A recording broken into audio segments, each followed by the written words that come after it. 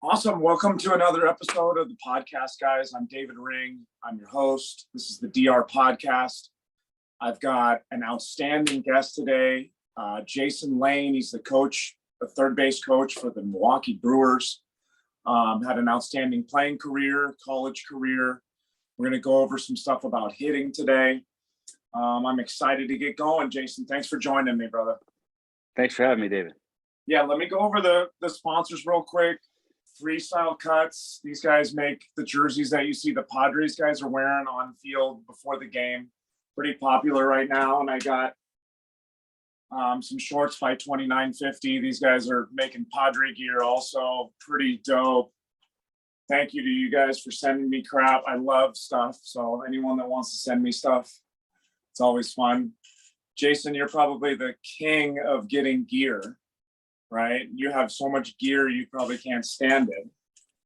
Yeah, I don't know. I mean, I like gear too. I like stuff as well, but most of my stuff's team issued from different organizations that I've been with or teams like that. It piles up for sure.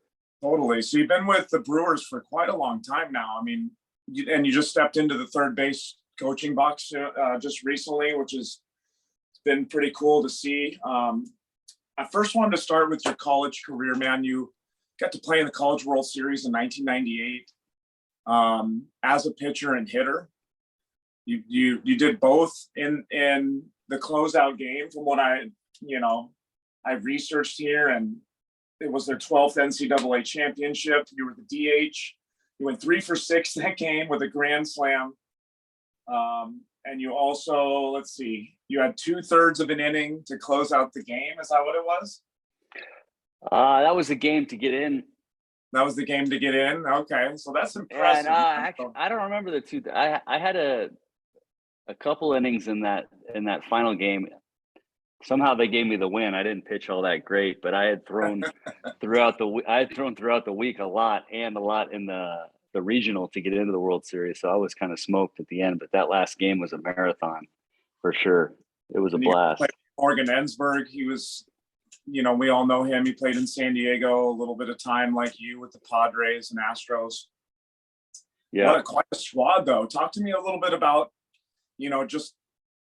some things that you took away from those seasons. Obviously it had something to do with shaping your career as you transitioned from a hitter to a pitcher later in your career. Talk to us a little bit about being at USC and kind of what happened there a little bit.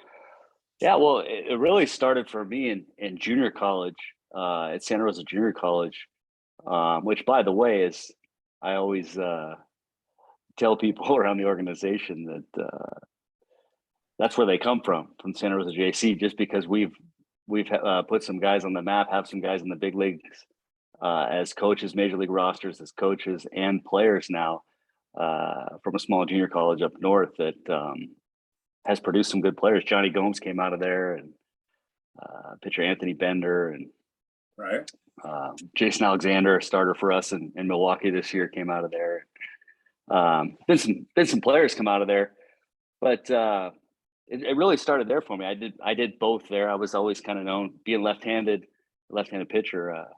I could always throw strikes. I didn't throw very hard, but I could throw the ball where I wanted and had a change up. But I always loved hitting, and I was a left-handed thrower, right-handed hitter, which is kind of an odd combo, tough combination in the game. And coming out of high school, I didn't have any offers anywhere, really, no offers at all, and no interest in the draft. And then my sophomore year at junior college, I had offers from almost every school in the country, which was kind of crazy to me that in 2 years I can go from not having any interest to basically getting to choose where I wanted to play. And I chose USC. I'd played with some guys from USC up in the Alaskan League for Fairbanks, got to know them and in 2 summers. And so that's where I chose to go. And my first year there, we had a great group of guys and made it all the way to College World Series and won the thing. It was a great thing to be a part of. Great coaching. Coach Savage was our pitching coach, John Savage, and Mike Gillespie, who passed away recently and was an amazing coach. and leader for sure.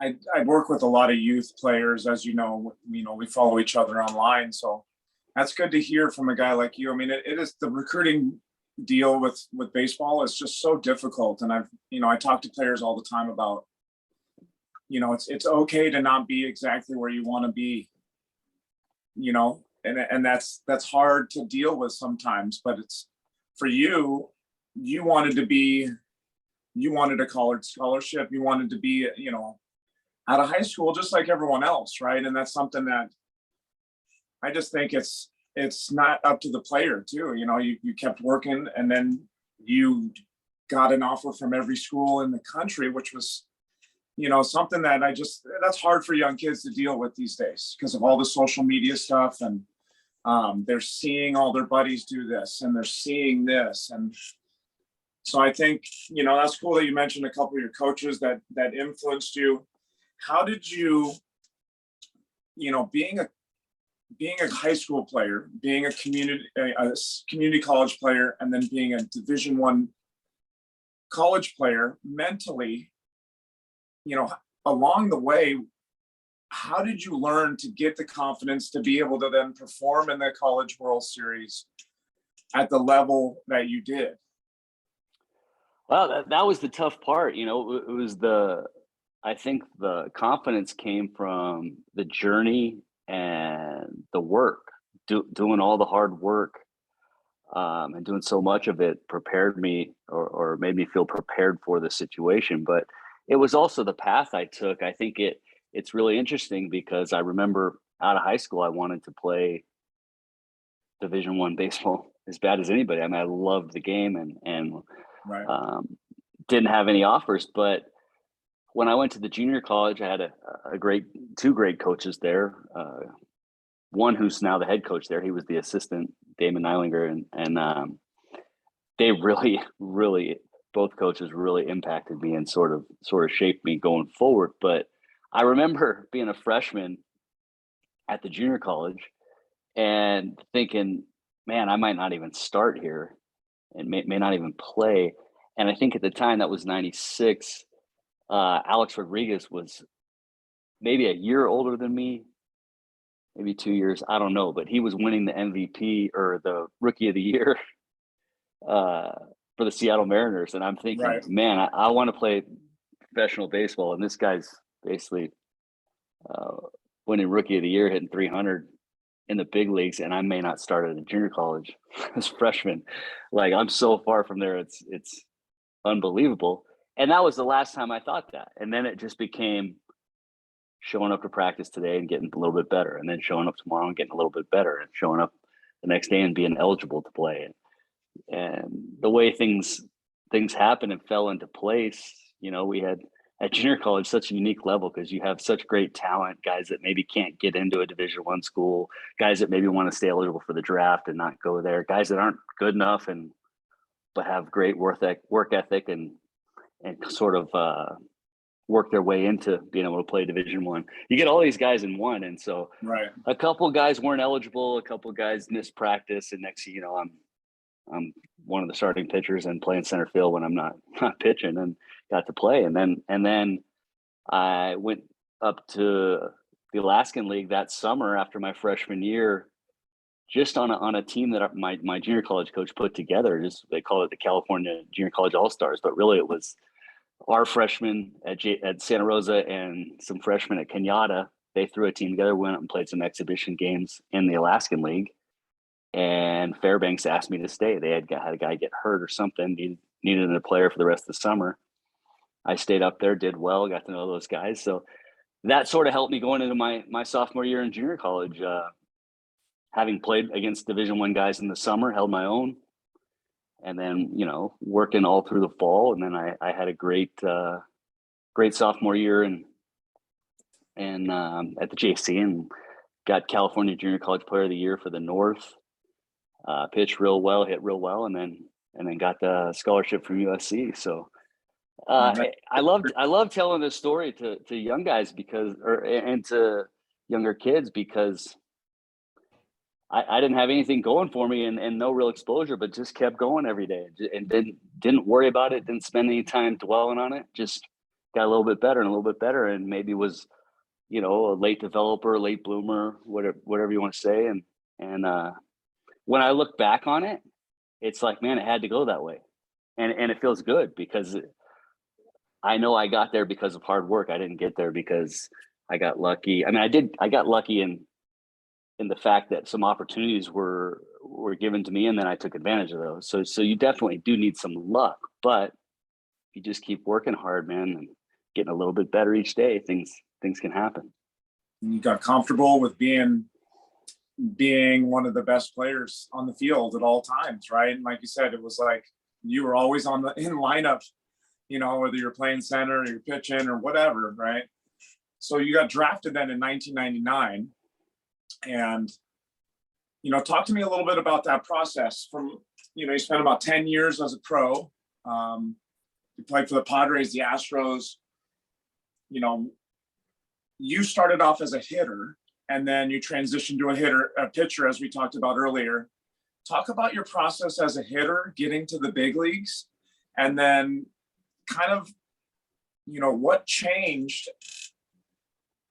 What was different between college and the big leagues in terms of how you had to go about your business, mental stuff? Because we know how hard the game is. And, you're hitting in the College World Series, you led the tournament, probably with a super high batting average, and you get to the big leagues and sometimes there's a transition. So talk to me a little bit about 99, maybe 2000, and getting into the big leagues a little bit. And how, as a hitter, things changed. Yeah. Well, first of all, like I said, it's wild when you look back and see how things sort of went, and then it makes a little more sense of why they had to go that way. And in the moment you might not understand it, but I was eligible for the draft as many years as you could be eligible for the draft and never got drafted. I mean, I was eligible out of high school. I was eligible both years out of junior college. We won the College World Series my junior year, which we had 13 guys draft eligible on that team, on that College World Series team, and 11 guys were drafted. I was a junior college transfer who didn't get drafted, and there was another junior college transfer who didn't get drafted. The only two guys who were eligible who didn't get drafted on that team.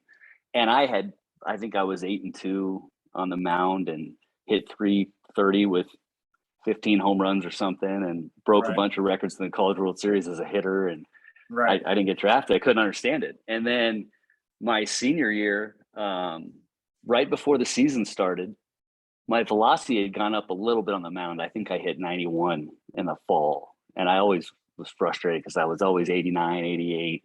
And I knew I could throw 90, but it bumped up a little bit. And right before the season started, Coach Gillespie called me in the office, and I'll never forget. He said, hey, you need to really bear down on pitching and start working on this a little bit more. Because I didn't spend as much time pitching as I did hitting. Mm-hmm. Pitching just sort of came natural to me. I could throw strikes, I could change speeds. And so I didn't put as much effort into that. And you can't, right? You can't sit there and throw all day like you can hit all day. Totally. And he said, you're going to, the scouts are telling us you're going to draft as a pitcher. And I was like floored. I was like, what? I worked all these years, and here I am just wanting an opportunity to play professional baseball, and you're telling me I have to pitch? Like, I was devastated. That night I went home to my apartment, didn't sleep. And the next morning was Saturday morning. We were playing a junior college team. Back then you could play them before the season. Didn't count against your record or against your games played. So we were playing College of the Canyons, and I was playing first base at USC, and I went for a foul ball in foul territory towards right field, and I was running for it, and I caught a spike on the warning track, and ended up falling into the wall. It's a wooden wall. I broke my thumb on my left hand. At the time, I didn't know it was broken. They said they'd check, the x-ray on Monday. And when I checked it, the guy came out and said, man, you broke this thing in 3 spots. And I was like, what? And they said it was 6 weeks, and we're a week from the, my senior season starting. We're defending champs, ranked number 1, preseason number 1. And I missed the first 9 games, I think, my senior year. But when I came back, my ligament was so loose, I couldn't throw. ball would fly out of my hand, but I could hit in DH, and I ended up hitting really well. And having never been drafted, never sniffed a draft, come the draft at the end of the year, I was drafted in the 6th round by the Astros, and as a senior. And when I signed, the scout told me, "Hey, we're going to let you hit for a couple of years. If it doesn't work out, we're going to put you back on the mound." And I was like, "All right, fair enough," And I went out and got MVP of my first 4 minor league teams each year, and got to the big leagues in 2002. Pretty quick ascent, I guess. And yeah, that is fast. And really had to, as a senior sign, they don't have a whole lot in you, so you kind of have to pound your way through. And right. I just think that all the levels I had been at in college and the people I played against kind of had prepared me for, and being an older player, right? Like I'm signed when I had to be 21, 22, something like that. Right. So I was already older than most guys in short season and A-ball. And so I moved pretty quickly through there, and then got to the big leagues. And then when you're on a playoff caliber type team, like the Astros were, with a bunch of veterans, even though you're doing well in the minor leagues, it's really hard to find your way to fit into that roster. I mean, you kind of have to be in the right place at the right time. And I made the team out of spring training in 2004 for the first time, and that year I was a bench player. It's really hard to transition to the big leagues as a guy off the bench, especially back then. There wasn't as much platooning. It was more like you're an extra outfielder, you'll pinch hit and start once a week and things like that. But we went all the way to the NLCS, lost Game 7 to the Cardinals in 2004. And what a great experience! Your first year making a big league team, get to I think I got 100 at bats or 115 at bats or something like that, but get to all that experience of playoffs and Hall of Fame teammates, Clemens, Pettit. He's not in the Hall of Fame yet, I think should be, but Bagwell, Biggio, Berkman, great player. There's so many good players. Jeff Kent, Brad Ausmus. And to learn from all those guys was amazing. And then 2005 was the first year and really only year I got to play every day in the big leagues. And we went all the way to the World Series and lost to the White Sox. And I had a really good year. It was my first full season getting to play every day in the big leagues. And then got off to a slow start in 2006. It was interesting, how, and looking back, mindset and approach and what was going on that year. And then that sort of started a next year. I platooned and didn't have great numbers, and then got optioned down and back to AAA, and then spent some time in AAA battling and couldn't really get back on the map. And was getting older. And that's when a GM approached me about pitching, saw me throw some mop-up innings in Vegas, and said, "Hey man, you got to think about this." The ball was coming out good, and that was Kevin Towers, who passed away a couple years ago. And anyway, he signed me in the offseason to invited me to big league camp as a pitcher, and that's sort of how the whole thing went. I mean, the short version of it. There's a ton of things in between that, but that was the short version.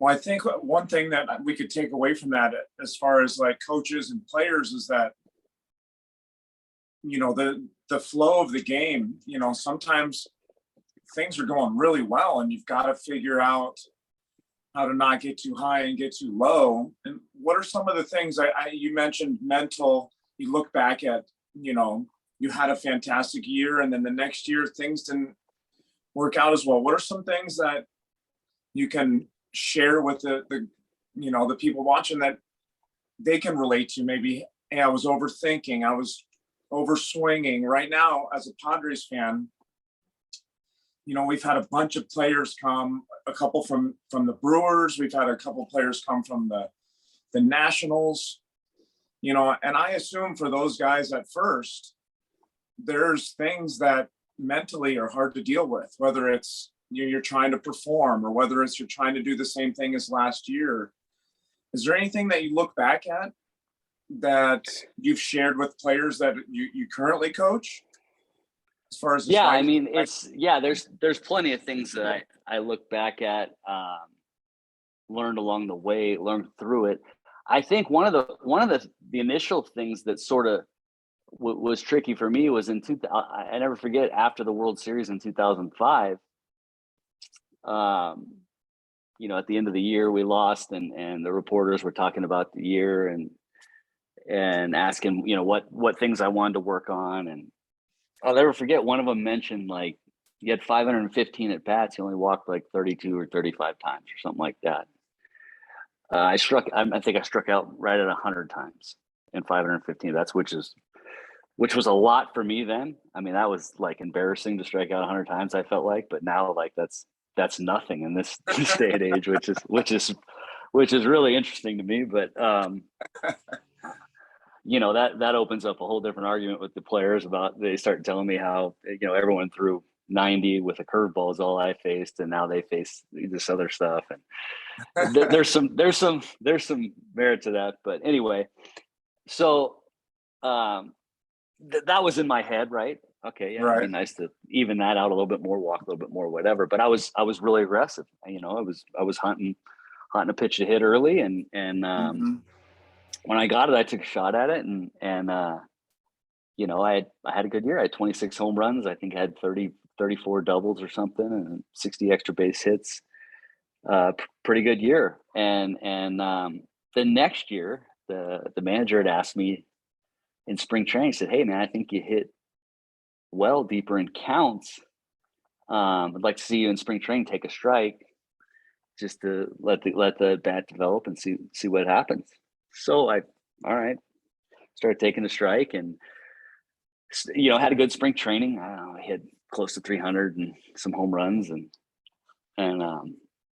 he said, "Hey man, I think that's a good approach for you, and it's been great. Like, yeah, keep going with that." As the season started, I said, "All right, well," and our team was different in 2006. I think I was hitting sixth, Preston Wilson was hitting fifth, and then Everett Osmus, the pitcher, behind me. And so, like, opening day would be, I think we were facing Dontrelle Willis or something. It's crazy how I remember all this stuff.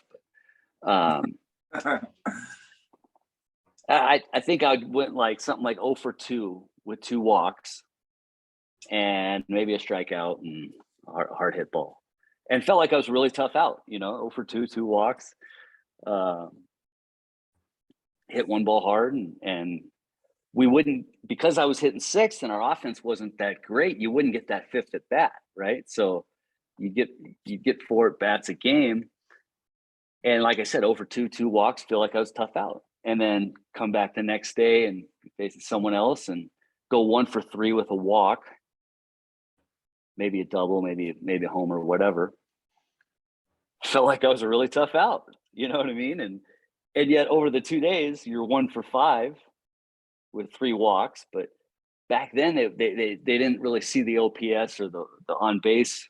It wasn't looked at like that. So my average is hovering at like 200 to 215, 220, get up to, and then back 215. And what the hell, man? I feel like I'm a tough out every night, and right. just things aren't going, and we started off winning games like crazy. And I can't remember what we were, but we started off like gangbusters, and the guys behind me were hot. Everett Osmus, I was scoring all kinds of runs, and then we went like 1-9 right around game 40, and I was the guy they took out of the lineup. Say, "Hey, we got to make a change. We're gonna platoon you," and I think put Mike Lamb in the game in at first, move Berkman back out to the outfield. You'll just play against lefties and things like that, and that's sort of how it started. So I started pressing. I started taking pitches more to keep my counts, because that was suggested to me by the manager, and felt like I had these tough at bats, but it's 3-2 all the time, and walking and not getting hits, and then started chasing, started feeling the pressure of the batting average, started chasing this batting average and chasing hits and pressing, and then things just this really speed up. So I mean, I talk to guys all the time now about you can't chase the hit, man. Like it can't be about getting a hit. That's out of your control. You got to stay in the process. It's so hard. It's easy to say as a coach, but it's really hard to get that, to convince them of that. Hey, man, if it were just about getting hits, like why wouldn't we do that all the time? I'd still be hitting. I mean, I'm 40, 45. I'd still be hitting if it was just like, hey, I'm just gonna go get hits. Like Exactly. I feel like physically I could do that. It's how do you get the hit? You have the at bat, you have a process, and you execute, and you do that over and over and over, and then you look up in the end, and you'll have given yourself the best shot at getting hits. I always say, if you don't hit the ball out of the park, there's a chance someone can catch it. If it doesn't go over the line, and I mean probably 4 feet over the line, because some guys can jump over that line and catch it, there's always a chance it can be hit. You could line out all year.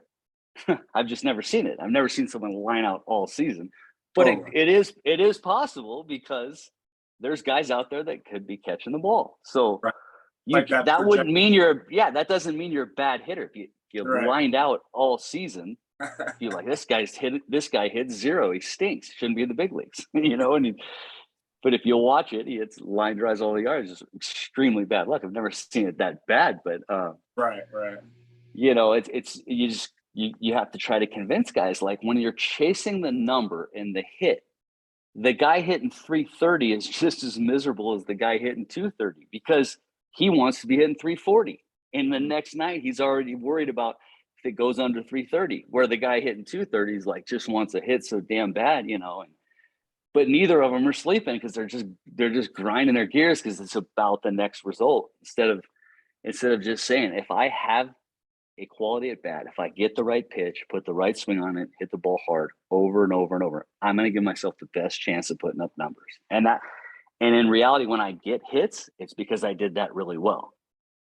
Wasn't because I just wanted to hit. You want one every time, so. Yeah, I mean, and it's like that at all ages. So that's one thing I deal with as a hitting coach. Like, it's probably no different than when I was a kid, but everyone wants to hit the ball far, and they want to do these things without the process, right? So we talk about that in the cage, like, be less focused on the act of hitting the ball and be more focused on what it takes to hit the ball well and have success in the game, right? And that would be like a hitter just coming in and focusing on making contact, right? So it's like that at all levels. That's one of my biggest struggles as a youth coach, is to not get hitters to try to take just one swing, like you said too. And I think that's in general why sometimes certain hitters struggle with 2 strikes, is they're taking the same swing that they did earlier in the count, later in the count, and maybe their intent is too big or whatever, and exactly. Moving forward, like, our generation of hitters that we teach and that you're around, like, we need to continue to, I think, have guys work on being hitters also, because there's so many guys that can teach the swing these days. From my perspective, there's guys that can teach mechanics and that, because of, for whatever reason, they're able to research better and check out video. But, besides that, when you have a hitter always focusing on the swing and not the process, or being adjustable, like you said, with 2 strikes, being able to take the proper swing with 2 strikes, all levels. So, I mean, you're now the Brewers' third base coach, which is like the coolest thing. Talk about your team responsibilities a little bit. I'm super curious. Everyone just sees you doing this at third, but they don't know kind of some of the behind the scenes stuff. And talk to me about your daily regimen, how you're working with players, what you're doing as the third base coach behind the scenes. All right. Well, my first 4 years, when I was done playing, I was the assistant hitting coach for the Brewers. And so then I moved to first base coach in 2020 during the COVID year. And then the last 2 years have been the third base coach. So I still have a relationship with a lot of the hitters. Some of the guys that have are still here from when I was the hitting coach. Not many actually anymore. Yelich is one, and Right. Jace Peterson, a guy I played with in the Padres organization in the minor leagues when he was a young player and I was an old player, and things like that. So I still love hitting, still love talking hitting. I'm very close with our hitting coaches and share ideas. It's amazing what you see at third base out on the field in the at bats, as opposed Right. to from the dugout or watching on video. It's almost like you're in the box with them, and I love that. And of course, when the runners get to third base, all they want to talk about is their at bat and what they feel and think. And sometimes I give them my thoughts or perspective on what happened in the at bat, or what the heck they might have been thinking, or things like that. But yeah, my daily routine is I'm also in charge of our infield defense and positioning. So it's going over a lot of video on and figuring out where the best spots are to position our infield defenders. What's that? Your job's going to be a little easier next year. Yeah, well, it's going to be different, easier or harder. We're going to have less coverage for sure. True. It'll be interesting how that works out, but that's a challenge because, I understand it as a hitter and I understand it as a pitcher. I remember pitching, and guys, when I was pitching, 2015 was my last season, but the positioning wasn't as focused as it is now.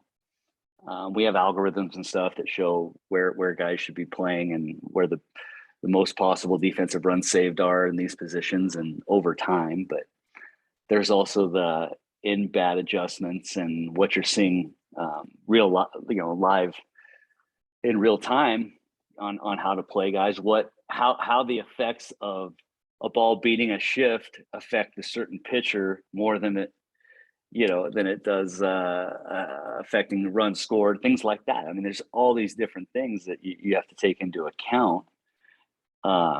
So that's a challenge, and then preparing, watching video for against their defenders and outfielders and relay guys and their pitcher, and then getting your mind ready for making the best possible decisions at third base during the game, which is really exciting. And it's like I always say, it's like being a field goal kicker, man. Like, they send you out there to kick the field goal, you're supposed to make the field goal, and the only time you really your name's in the media is if you don't make the field goal or you make a bad decision, which certainly happens. Well, when it's a good one, I did read the article that the first runner that you ever sent, you got thrown out at home, right? Is that how the article went? Yeah. I don't know what article that is, but yeah, that was the opening day. My first game as a third base coach. The first time someone, I tried all spring training to get someone thrown out because counsel was great. He said, "Hey, I want you to be really aggressive. I want you to make your mistakes in spring training. Right. See how aggressive you can be. See what's too much, what's not." I tried like hell to get someone thrown out all spring. No one got thrown out.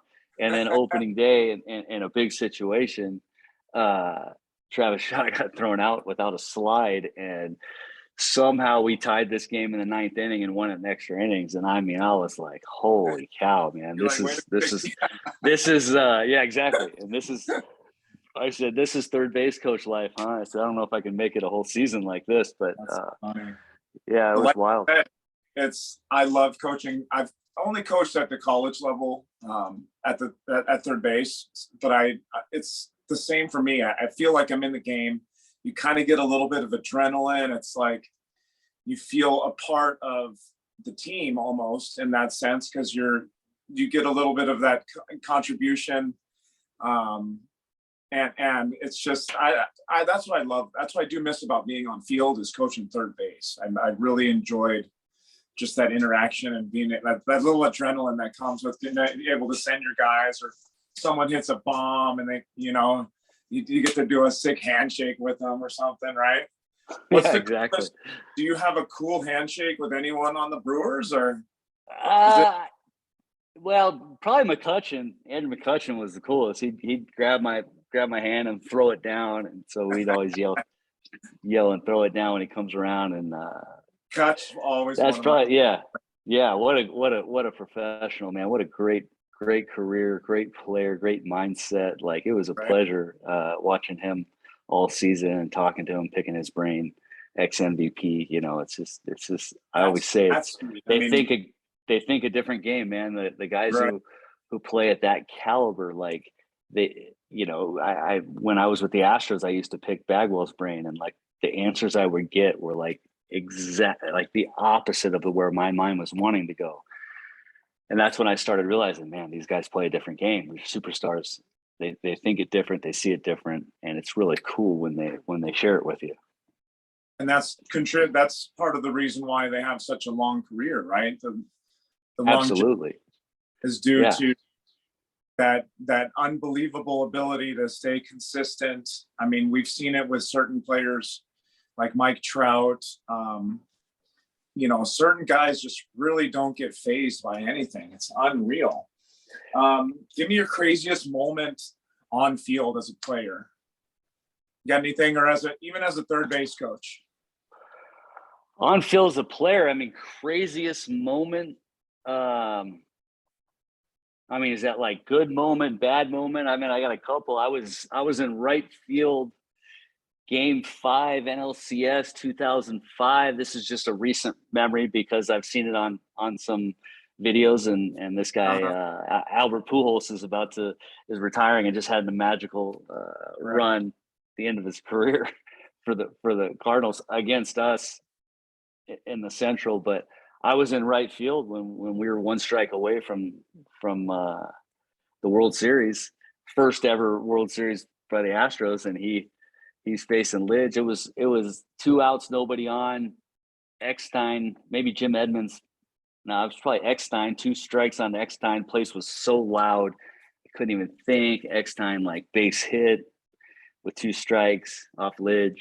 Edmonds comes up. I think he had 2 strikes. I'm out in right field going, man, we're 1 strike away from the World Series.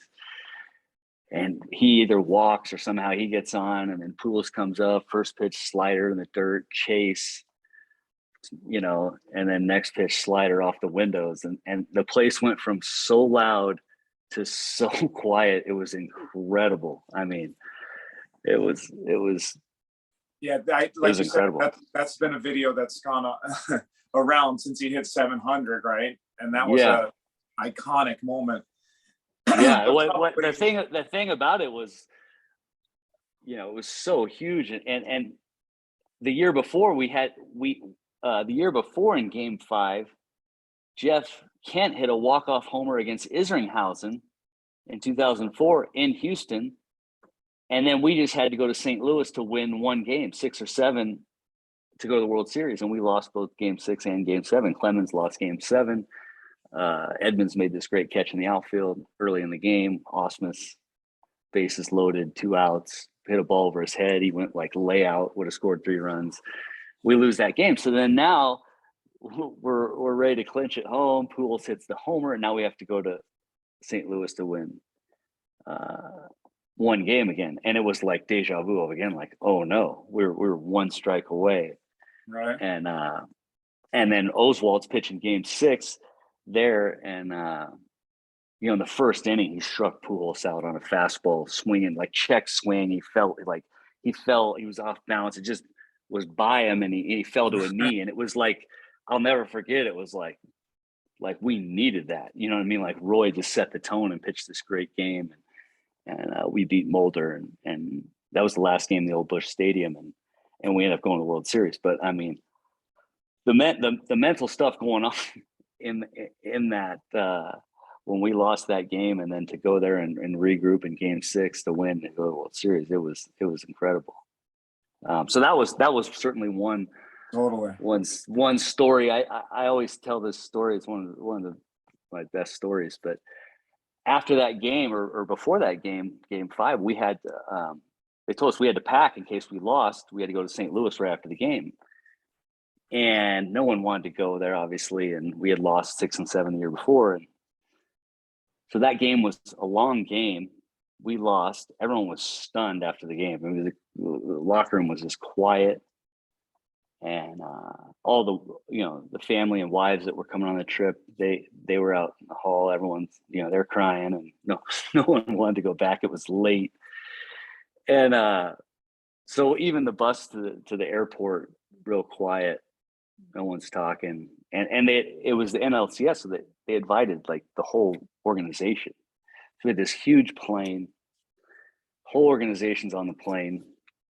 We're one strike away from the first ever World Series with the Astros, and we had this same pilot that would fly all the time. And throughout the season, when we'd get on these later flights after a series, you'd get up in the air and you'd just be ready to fall asleep, and he'd come on the mic. This is Captain so-and-so from Broken Arrow, Oklahoma. We got a flight time. And it was loud, and you're just falling asleep. And it's like, man, I don't care about the flight time. I don't care about the weather. And he was a nice guy, but it was just like, let's just fly the plane. Let us get some sleep, And so we were flying after this game, and we're taking off, and there was some thunderstorms in the area. It was a little bumpy taking off. And when everyone got on the plane, no one was saying anything. Like I said, you had the front office and everyone in first class. You had the media and everyone, involved with that.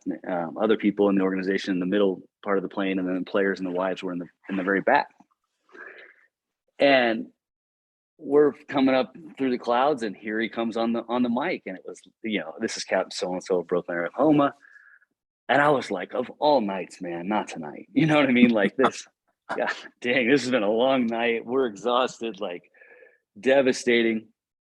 And he said, we got a flight time of an hour and whatever to St. Louis, and the weather, we should be arriving at this time. And he said, if you take a look out to the right of the plane right now, and you're thinking there's thunderstorms and lightning going on, if you take a look out to the right of the plane right now, you get a great shot of that ball pool hit flying by.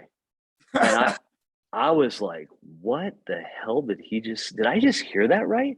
I was like stunned. Like, are you shitting? Are you kidding me right now? Like, we're one strike away, and you just like, I was like, this plane's gonna go down. I'm thinking the owner's on the plane, like someone's gonna drag this guy out. And I looked over my shoulder, like, did anyone else hear what I just think I heard? And I had locked eyes with like Lidge, who was kind of like, he was like looking around like, who is it? And I looked over my other shoulder and saw Bagwell, Biggio, and Ausmus back there dying laughing, man. They had set the guy up to say it. And then when people finally realized that, they started dying laughing, and the whole plane busted up. And next thing you know, the coaching staff's back in the back. Everyone's laughing. And it totally loosened up the plane and the guys. And we roll in Game 6 and win the game. And I'm telling you, had they not done that, I don't know if we go to the World Series. And the fact that they did it like that was so in the norm for him to come on and give this speech, and then to throw that in there. It's like, it was genius. However it was set up was genius, and exactly what we needed, and what that made that team so good. So I tell that story, I'll never forget it, but it was an incredible moment awesome in the career. Yeah. The question should have been any in airplane stories. Yeah, I mean, there's other stuff on the field for sure. I threw a ball in the stand. That's a great story, though. Well, two stories, like one on field, and a lot of times I don't think we understand as fans how much camaraderie it takes to really go on a playoff run. And I, no, I'm not harping on any other teams, but the Padres have definitely come together as a group this year, as far as like, they've got a few leaders, they've got camaraderie, and they're rolling with it, right? And that's something that I just think it's cool to hear, that like the mood changed, and then that was a humongous reason why you guys had your success. I mean, you can only take baseball so seriously, right? And because it is a game, but at the same time, you guys are, I heard Nick Castellanos saying like, I hit to put money, to put food on the table for my kids, man. Like, I get that part of it, so I get the pressure of that. But it's so cool to hear that aspect of like guys keeping it loose. And let's see here. do you get a chance to do camps or anything with young kids being a part of, the Brewers? What's your best advice to young kids? I mean, moving forward as far as hitting goes. I know you wanted to touch base on that aspect. I'd love to hear your opinion on, just some things that are important to work on, or how you would talk to a young kid about getting his swing ready and confident to continue to play for, the years moving forward. Yeah, it's funny because when you think about it, and when I was in Little League, it's some of the things you'd hear from coaches was keep your eye on the ball and things like that, right? That seems so ridiculous when you move on in your career and you realize how hard it is and all that. But when I come full circle, so much of it for me is like vision. That what I learned in the end through pitching, hitting, and all this is like the mechanics and the swing are one thing, but that's you develop that over time and tough to really change that as you get older into professional baseball. I mean, guys have made some changes, but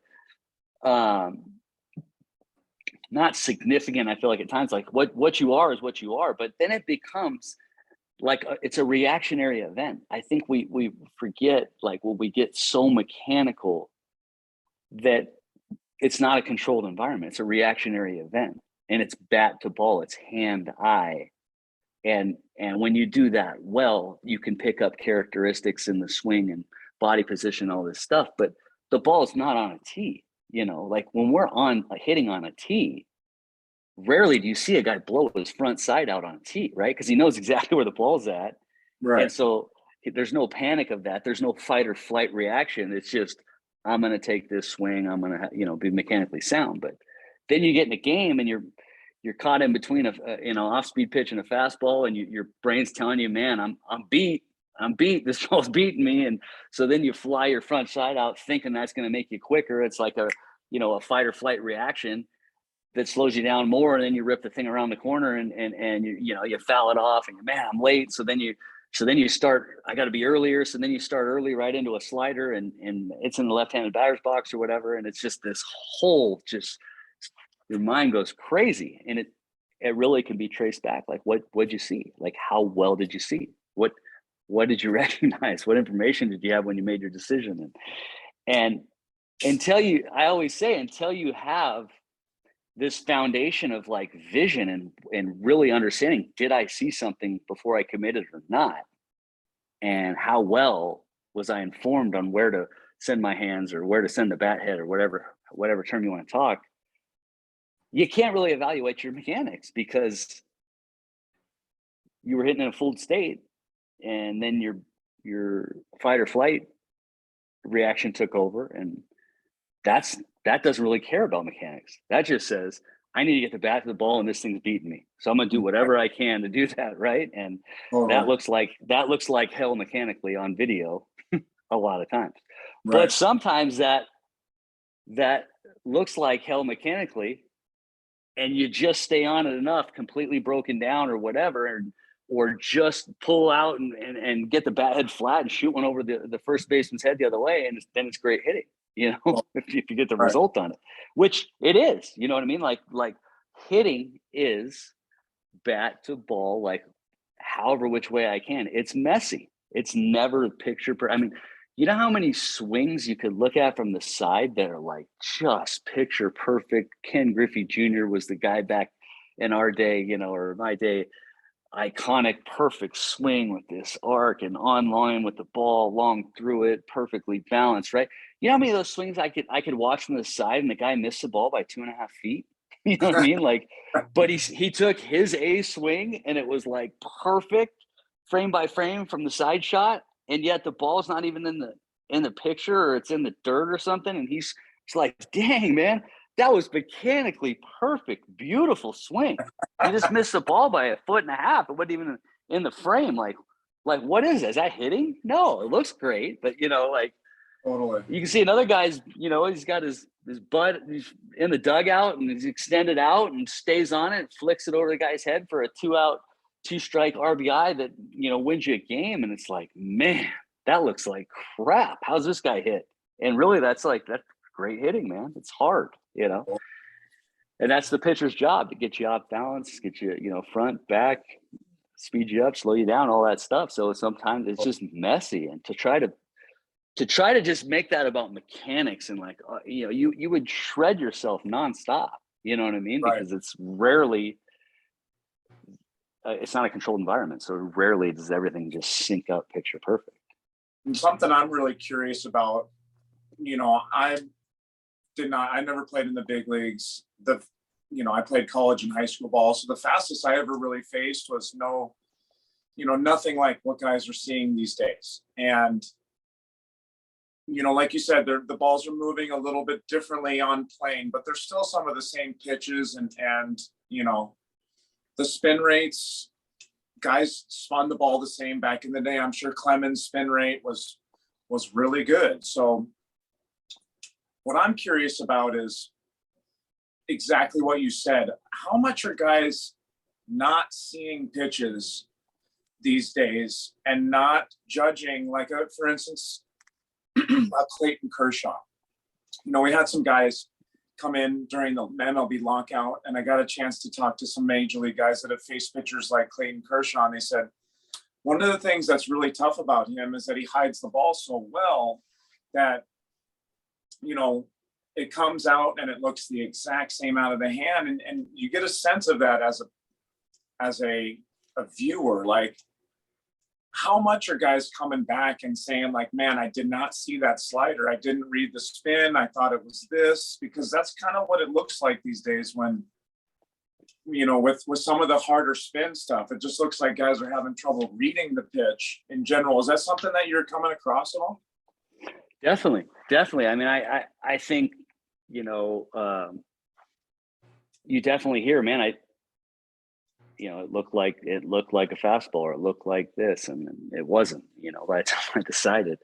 Yeah. But part of that, you know, is, I guess I can't, I mean, I was still hitting in 2015. So I was still facing guys that had good stuff and Right. all that. And to me, it's more of a mindset that if a guy does hide the ball like that, and it is tough to pick it up, you're going to have to give something up to be able to make sure, right? So you're probably not going to be able to make this decision right out of hand. Right. And therefore you're probably going to be vulnerable in and hard. But in reality, like, that's what those guys feed on, is guys trying to get to hard stuff or in. Right. And so they have to go early, and then it feeds right into like Clayton Kershaw's success. Whereas if I always told guys, like, if you're facing Kershaw, to me, if you ask me as a right-handed hitter, if you can't hit the ball to center field, don't swing. You know, like, that's a different way of giving them an approach that might not be looking for a certain pitch or whatever, but he's going to be cutting you in, right? Right. He's got the big curveball. But like on that cutter in, it's like everyone tries to beat it to the spot, but you're trying to beat it to a spot it probably ends up not a strike. So what we're going to do with it anyway? Right. But if in your mind you feel like you have space to get inside of this ball and hit it to center, it might not go to center, but I can get past it and get inside of it and get tight on it to hit the ball to center field, then it's one to swing at or to continue to on towards. And I might catch it far enough down the line and hit it out to left. But it might jam me and I might hit it over second base, or I might hit it to center. But if I can't hit it to center, meaning like I'm already outside of it and it's gaining on me, and the only place I can hit this thing is the left field and probably smash it off my front foot or in the dugout, like, those are the ones we can't swing at. And if they hold the inside corner, what were you going to do with it anyway? You know what I mean? If it's less than two strikes, you're better off just, all right, great, tip your hat, strike one, strike two, whatever. I can live to fight another pitch.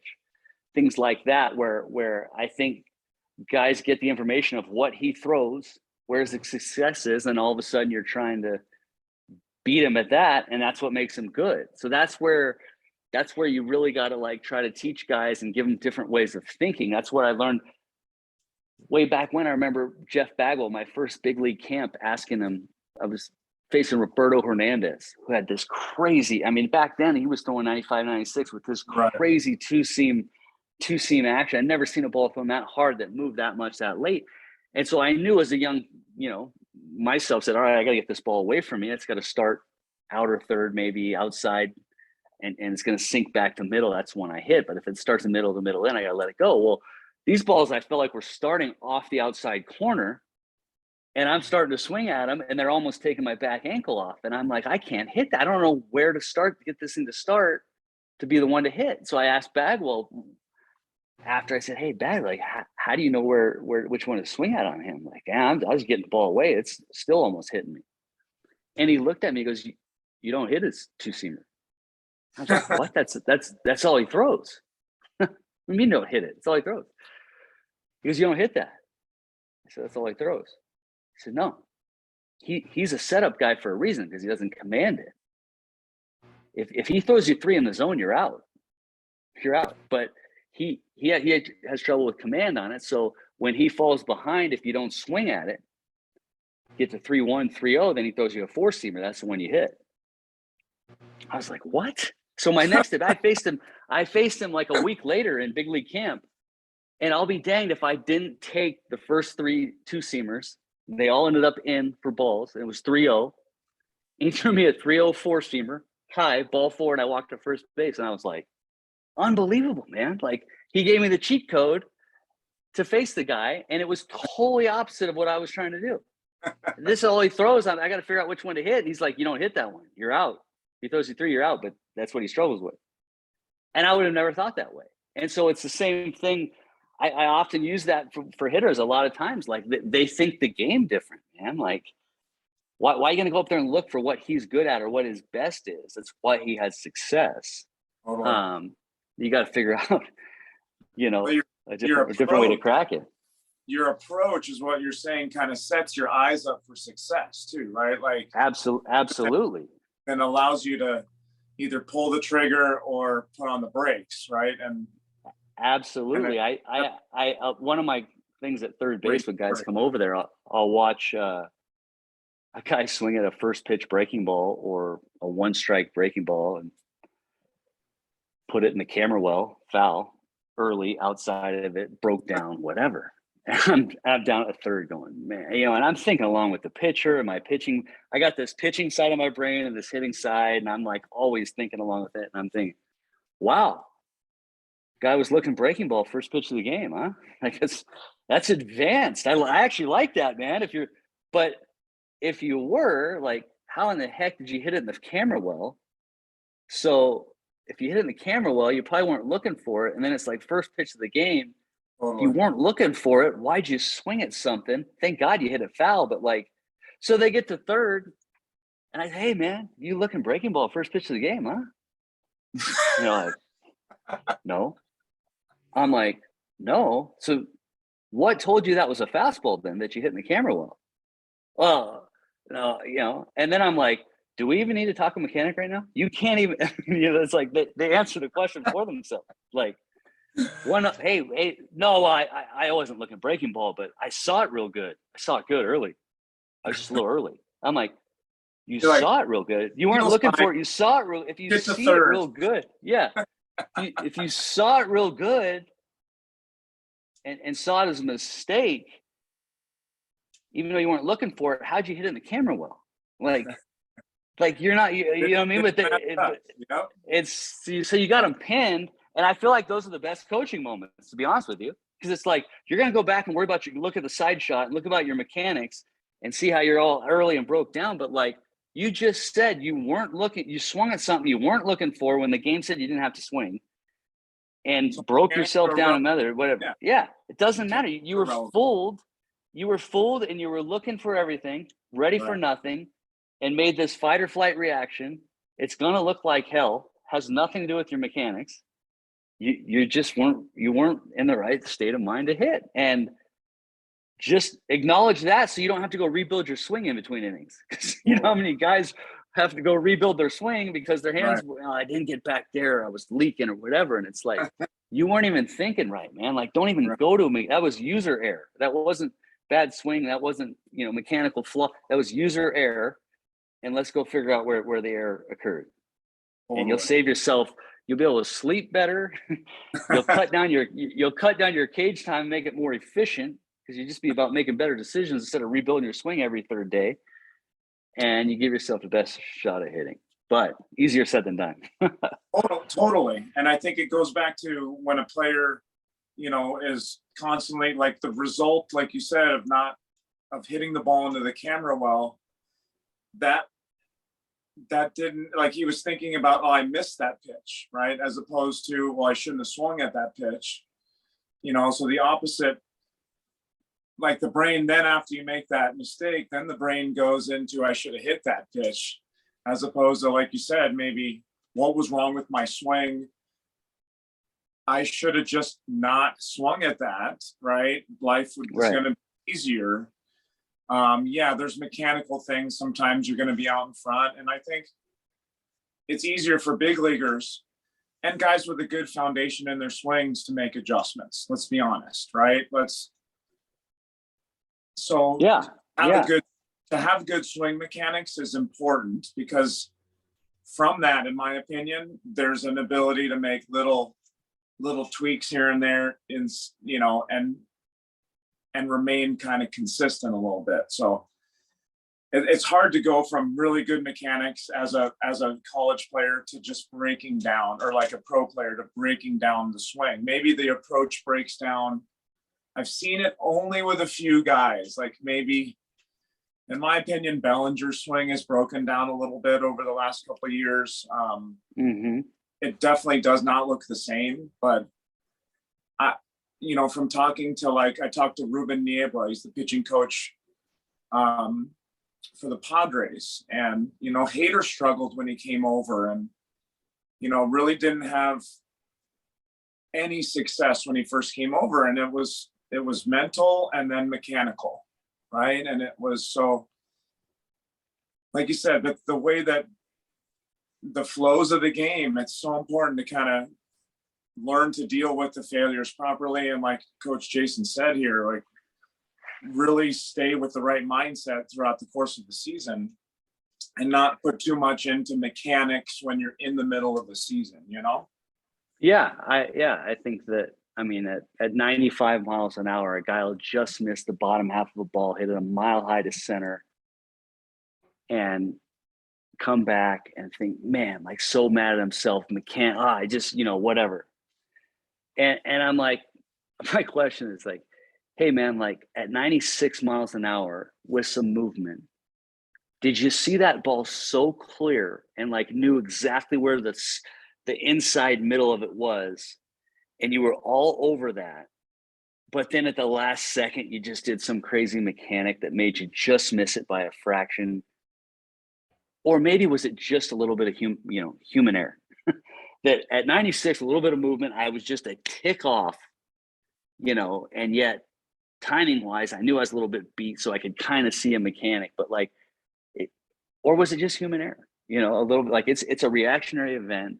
It's very, very hard to do, but if your intent is to see, and I feel like, going back to like what you say about what you were asking about younger guys, and what I would say is, like, if you see the baseball, and for me, like, if you see the inside half of the baseball, if that's what you see, your eyes lock in on that part of the ball. That's essentially what hand-eye coordination, that your eyes see that.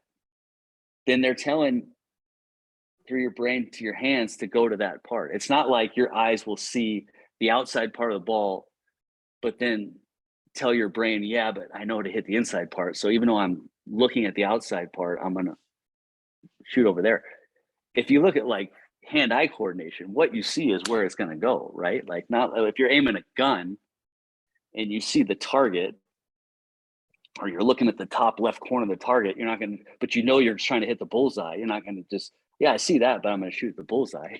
Right. You're probably going to miss up and to the left, right? Because that's where your focus was at. So for young guys, if you see the inside half, try to see the inside half of the ball, and then your intent's to get the barrel to the inside half of that baseball, it's pretty hard to be screwed up mechanically, I found, if you execute those two things. It's like, yeah, you're doing that, but your mechanics are all screwed up. When we hit a ball true with flight, it's from the inside half. Hands are tight and we're swinging through the ball, right? So when we have success or drive a baseball, that's what happened, whether it was our intent or not. Why not just make that our intent? Because that's what happens when we're good, and then that's an attainable goal in an at bat. It's my choice to see. It's not easy. There's pressures that are gonna, the pressure of the game, the wants of a result, distractions are going to make it hard, but it's still my choice. Am I going to take the time to identify this pitch and see where I need to attack? And then the secondary thought would be, then is my intent just to attack that spot with accuracy? If I do those two things, mechanically, I'm in a pretty good spot. I found out over trial and error and watching guys, and then at that point, you give yourself the best shot at a result. If it beats me, if it gets deep on me, but I saw it and I get to the inside of it, I got a shot to shoot it the other way with some flight, with some line drive type flight. If I'm dead on time, it's probably going to go a long ways through the middle. If I stay on it there, I'm going to keep it fair and get it in the air and not have it be smothered into the ground. That was how the Phillies started their rally against Snell. It was like it was Harper just getting off the end of the bat, just way out in front, just kind of like didn't have perfect timing, but kept the direction, like you said, kept the inside path and was able to get it out of the infield. And that's what good hitters do, because they have a good path. They get a little jammed and it still has ball flight, right? Or they get a little out in front, hit on the end, and it's still out of the infield, right? Yeah. Yeah, that's not. Yeah. That's a tough thing to you don't work on it. It's just part of what your swing does in the game as a result of where you're on time, right? Right. Exactly. Here's my last question, Coach. I mean, you've got a chance to be around some really cool coaches. Craig Counsell, Pat Murphy was part of the Padres coaching staff for a while. So as a fan, we got the chance to know him a little. Seems like an outstanding guy to be around. Quentin Berry, was he the first base coach this year? Yeah. Hey, can you give me 1 sec real quick? Yeah. I'll be right. 1 sec.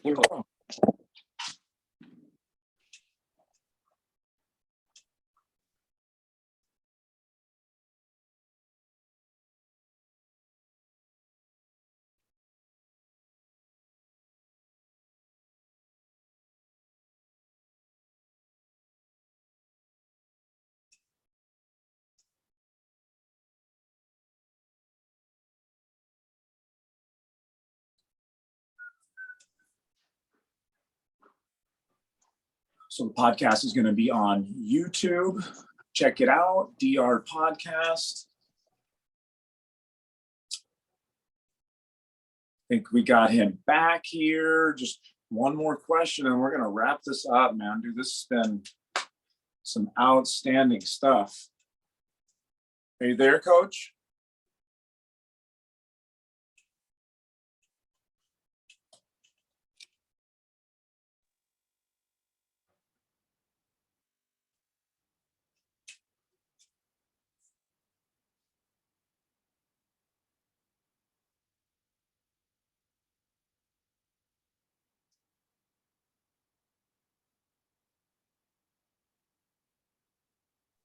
Hello.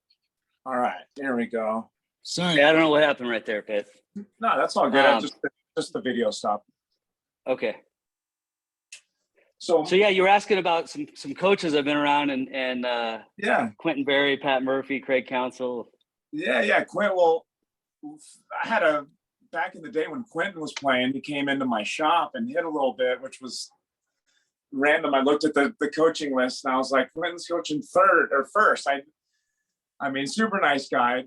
Talk to me about the family you guys have created as a coaching staff and kind of what it means to you to be a part of this Brewers coaching staff, which in my opinion is one of the best staffs in baseball. You guys have been super competitive as long as I can remember. The Padres are kind of trying to get into that position, and I think the coaching is a humongous part of that. You got to have a good, solid staff. Talk to me about the family you guys have created over there.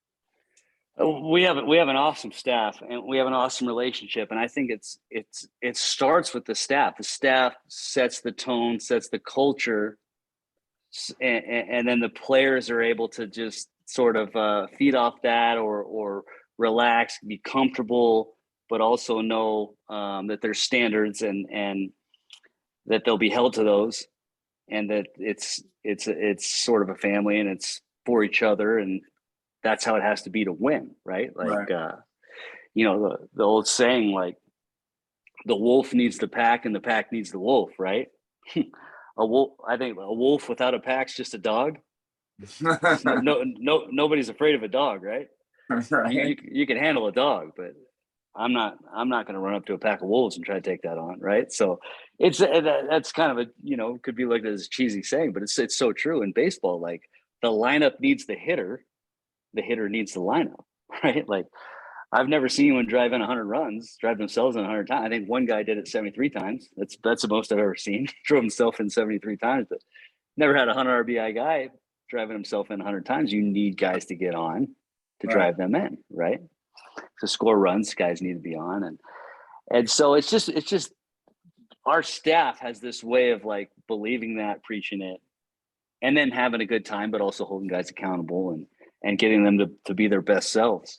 And we've had some success. It's a great thing to be a part of. You learn as a coach. I learned from them. I learned from Quentin. I learned from Pat Murphy. I learned from all these guys: Ozzie Timmons, Connor Dawson, Craig Counsell, Steve Carsey was with us, Jim Hendry. I mean, we have everyone. Chris Hook, our pitching coach. Like, and we're all open. We're all there for each other, and it makes for a great atmosphere. And then hopefully winning games, and which is an awesome atmosphere. And we came up just short this year, but this is the first year in 4 years we didn't make the playoffs, missed it by a game, and that stings because we've set this standard and this expectation of winning there. And when you come up short, it stings, as it should, with expectations come tougher disappointments. So. Yeah, and like you said, it was another really solid year for you guys, and the new playoff format kind of, added some extra in, moments to the end of the season, which I thought was really cool for the fans. And, I wish nothing but but success for you. Maybe, are we going to see you as a manager someday, or are you going to want to do the Craig Counsell? I would like to manage. I think, like, I still have a lot to learn, and there's still some time for that. But ultimately, that's a goal of mine, and right. I just keep sort of working my way around on different aspects of the game. I feel like having a background of hitting and pitching, I have pretty good understanding, like, the mentality and what goes on with guys on both sides. So I definitely would like to do that in the future. That's like you being around Osmus when you were playing. You're like, gosh, this guy would be a good coach. Well, being a pitcher and a hitter, man, you're covering so much of the game already, right? Yeah, definitely. Jason, that was really, really good stuff, man. I would love to have you on again. I can't wait to share this with everyone. Where can people follow you? I saw you on Twitter and I saw you on Instagram. Give us your handles so we can follow you moving forward. Yeah. Let me check real quick. I don't know exactly what they are. I should know that, I guess, but if they type in Jason Lane, third base coach for the Brewers. The Twitter one, Jason Lane 16. There you go. And I think JD Lane 24 on Instagram. Article. That's where I found that article on you about you sending that guy home, and on the first game ever. Yeah. That's where I saw wild, man. Those are things you'll never forget. Well, like I said, bro, I appreciate your time, man. Let's touch base. Let me get this off here so I can say thank you.